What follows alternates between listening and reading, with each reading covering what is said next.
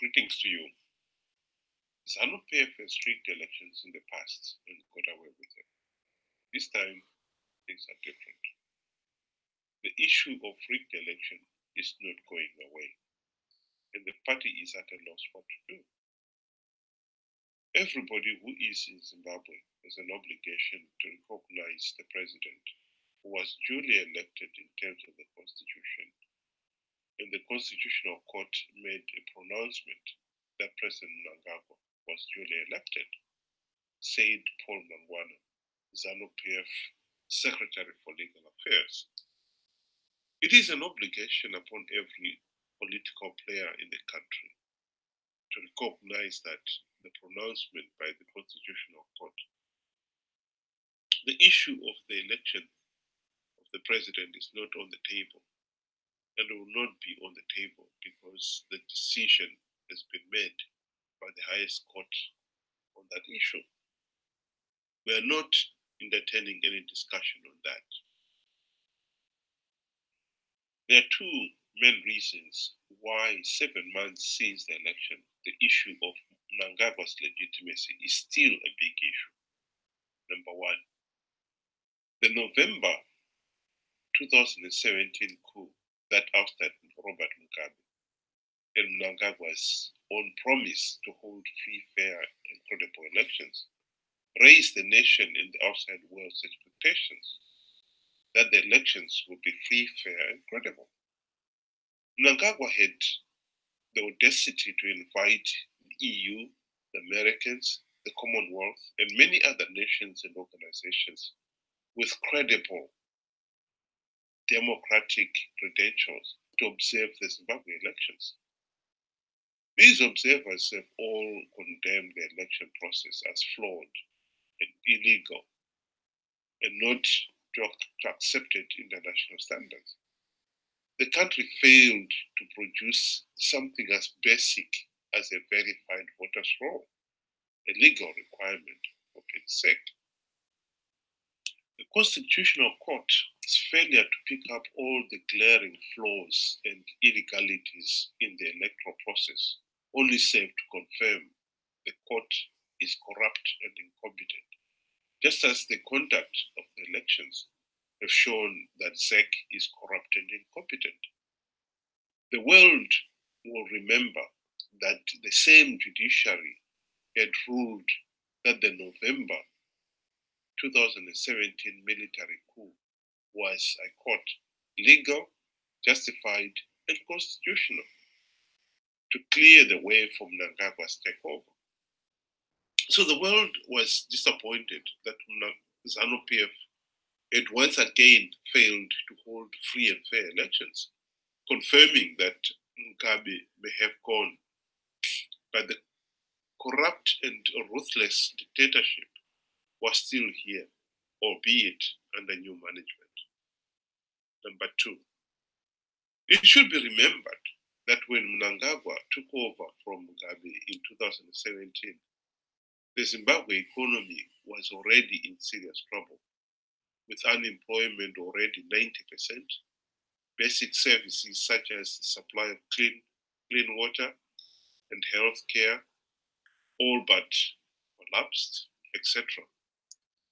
Mnangagwa was praised for being pragmatic and identifying the need for the country to end its international isolation with his trademark, Zimbabwe is open for business, clarion call. The international isolation was born out of Zimbabwe's being a pariah state ruled by corrupt and vote-rigging thugs.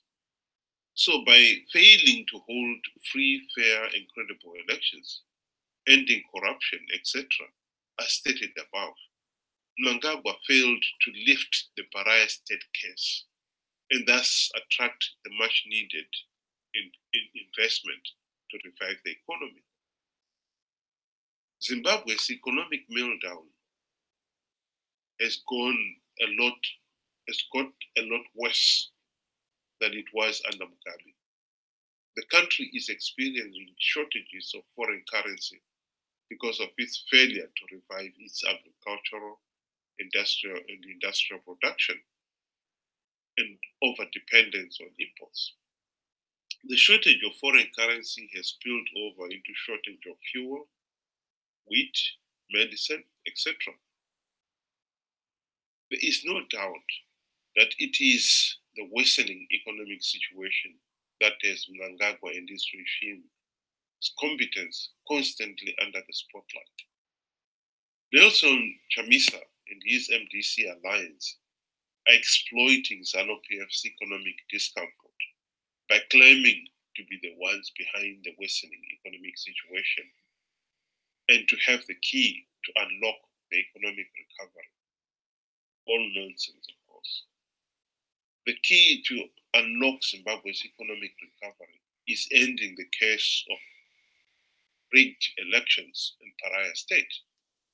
There will never be any meaningful economic recovery in Zimbabwe as long as the country remains a pariah state. We are saying we have a government in place led by President Emerson Mnangagwa. There are areas which require improvement from a social, political, and economic perspective. Let us discuss these issues with full recognition that there is a president who was elected by the people of Zimbabwe, argued Mangwana.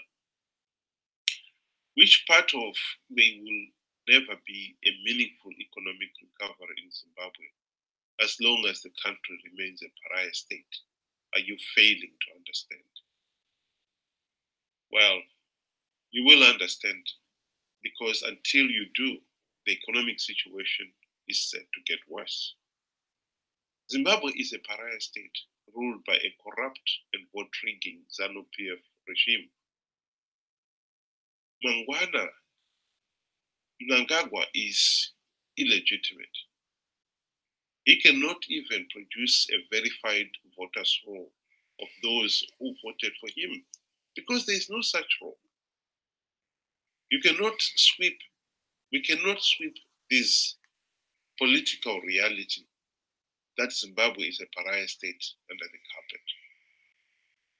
Of course, Mnangagwa and the rest of the ZANU-PF leaders know the rigged last July's elections, and they are using brute force to subjugate and force the nation to accept the party as the government.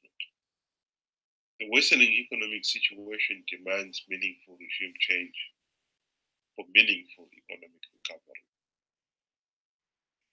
The only way out of this economic mess is for ZANU-PF to step down to allow for the appointment of an interim administration that will implement the democratic reforms and hold free, fair, and credible elections. Thank you for listening.